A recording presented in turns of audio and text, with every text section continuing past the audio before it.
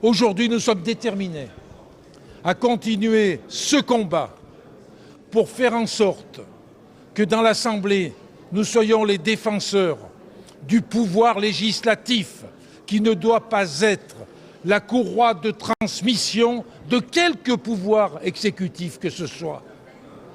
Et puis, faire le constat que le vote des Françaises et des Français, c'est un vote qui a été volé aujourd'hui par une alliance contre nature. Ça nous donne encore plus de force. Nous avons conduit un beau combat avec un beau résultat et nous continuerons dans ce sens, unis comme nous le sommes. Le vote pour Yaël Braun-Pivet, qui a une victoire qui résonne comme un échec, est un signal terrible pour la démocratie dans notre pays.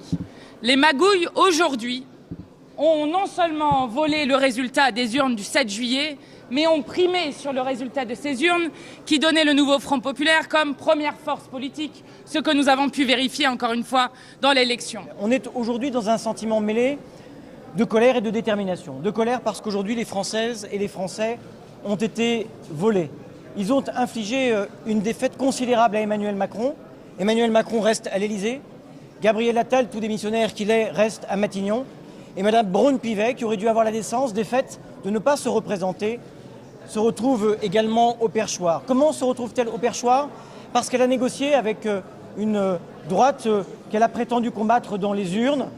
Elle a négocié des places dans les différentes instances de l'Assemblée nationale. Ce n'est pas l'idée que nous nous faisons de la démocratie, qui doit se faire dans le débat au grand jour et non pas dans les combines de couloirs et d'appareils.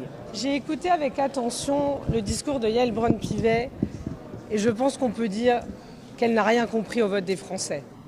Elle nous dit qu'ils sont allés voter parce qu'ils ont enfin compris que les politiques pouvaient changer les choses.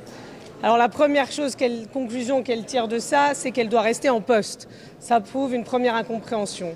La deuxième, c'est que non, malheureusement, nous n'avons pas encore réussi à recréer le lien de confiance. Et ce qu'il vient de se passer aujourd'hui ne va pas aider. La vérité, c'est que les Français sont allés voter la boule au ventre parce qu'il y avait l'extrême droite en embuscade. La vérité, c'est que moi, j'ai croisé pendant 3 semaines des gens qui étaient terrifiés de voir leur vie changer, de voir la violence antisémite, raciste, homophobe qui était en train de se dégager. Et quand on voit le vote qu'il y aura demain, quand on voit que les soutiens du président de la République refusent d'entendre ce simple mot. Pas d'extrême droite au sein de notre République, mais que penser de ce que Yaël Braun-Pivet a compris du vote des Français ?